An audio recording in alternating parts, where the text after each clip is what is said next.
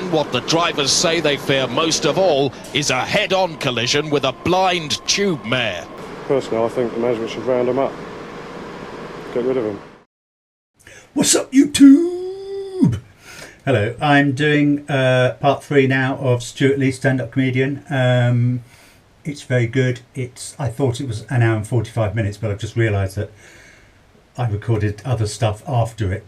So actually it's only about 120, about 1 hour 20 minutes long, which is probably a good thing because it means there'll be fewer videos. Otherwise it's going to be hundreds of videos, not literally hundreds, but anyway, I'm rambling.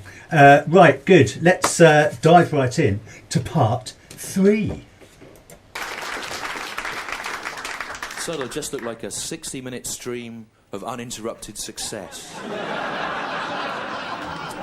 Although, ironically, I may consider leaving this part in to give the illusion of it being a genuine event. What do you think of that, viewers at home? This is simultaneously dishonest and yet also satisfying. But Abu Hamza, of course, he's in Belmarsh at the moment. He's in the process of being deported to America, where he is guaranteed a fair trial. Irony there, one of the many comic tools we'll be using tonight. So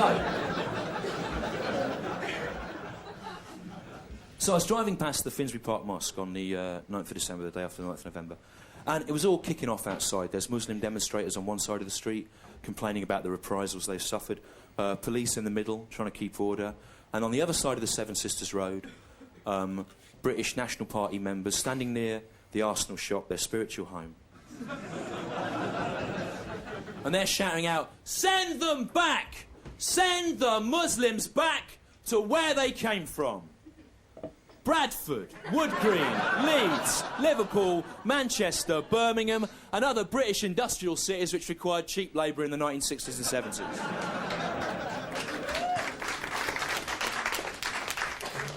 And it looked, Glasgow, like there was going to be a full-scale religious race riot. And so I said to the minicab driver, "Stop. Let me out. I can help you."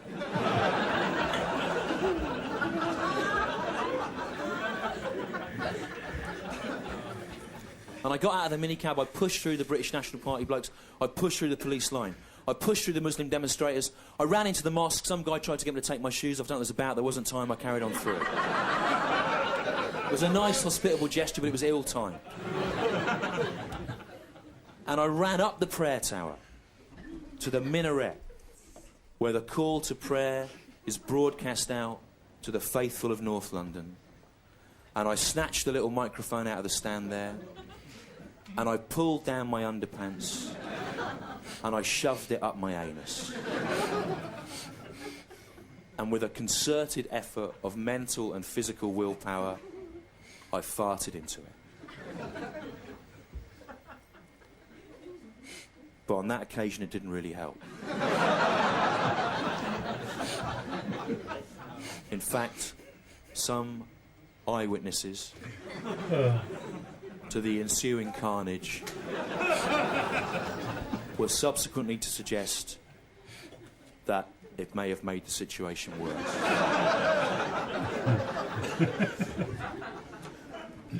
And my heartfelt message of peace and goodwill to all men was misunderstood. Although I take some comfort in the fact that a similar thing often happened to Jesus.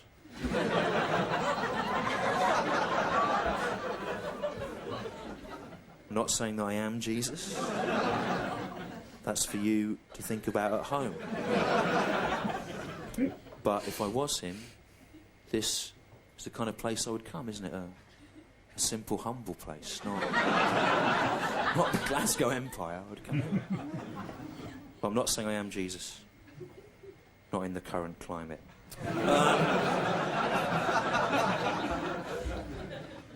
Well, I think there's a kind of European kind of smugness where we look at America's kind of hysterical overreaction to the events of the 9th of November and we go, thanks for that, America, thanks. You've set us off on a course the destruction of world civilization as we know it. Thanks for that. Thanks. But you mustn't hate the Americans, right? America is currently the most hated country in the world. Americans don't know that. They don't read or watch news. If they did, they would be unhappy. Osama bin Laden flew planes into the World Trade Center. It was a waste of time. If he'd really wanted to hit America hard where it hurts, he should have carpet-bombed the country with a weapon that Americans would never be able to understand.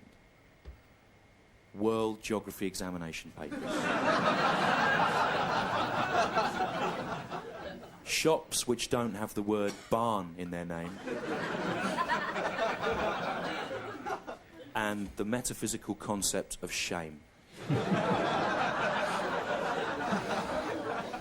But you mustn't hate the Americans. Don't hate them, Glasgow. Americans live in a kind of state of ignorant prelapsarian bliss. They don't know what's going on. And because of that, it can be very relaxing to go to America and watch them. If you go to America and you look at Americans in their natural habitat, the theme park, the shopping mall, the race riot, the high school massacre.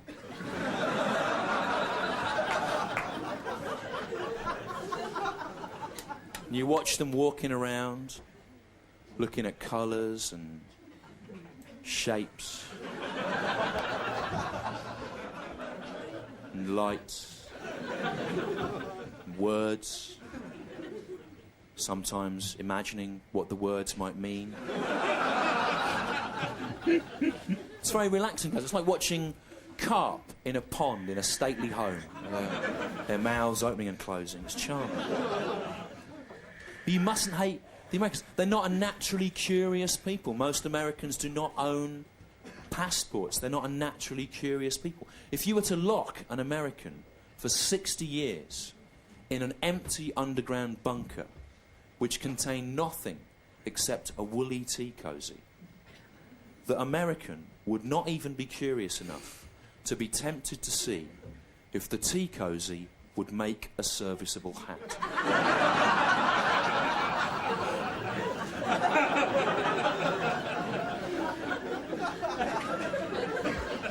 They're far more likely to arrest the tea cosy and turn it illegally in Guantanamo Bay and then repeatedly anally rape it until such time as it admits that it was actually a member of an Al-Qaeda training cell. Even though at the time of the alleged offence, the tea cosy was actually working as a shop assistant in a branch of Curry's in Wolverhampton.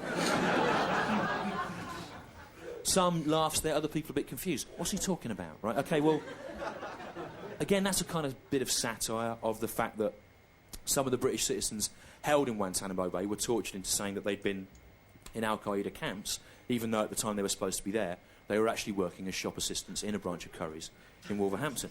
Other people I sense are going, yeah, we know about that. That's not what's confusing us. What's confusing us here in Glasgow is the idea of a tea cosy working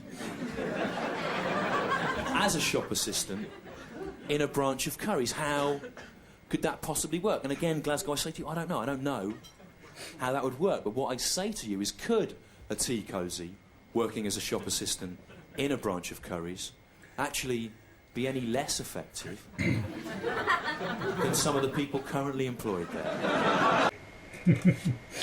Oh, God. I haven't laughed that much for a while. Wonderful. So we have the third part of the fart sort of joke. I mean, I think it's brilliant. I mean, over the course of about 20 minutes, he's built up a sort of the rule of three gag. He farts, the guy, it relieves some tension. He sort of pretends to fart again. It relieves a bit of tension in the room. And then the payoff is just so good. And I love the way the audience know what's coming. As soon as he says to the cab driver, let me out here, I think I can help, you know that something terrible is going to happen. So that's amazing and so good. So that's part 3, and I'll see you soon for part 4. Don't nobody go nowhere! And in a statement issued just 10 minutes ago, the Home Secretary announced that he personally will be going into the tunnels this weekend armed with a special gun.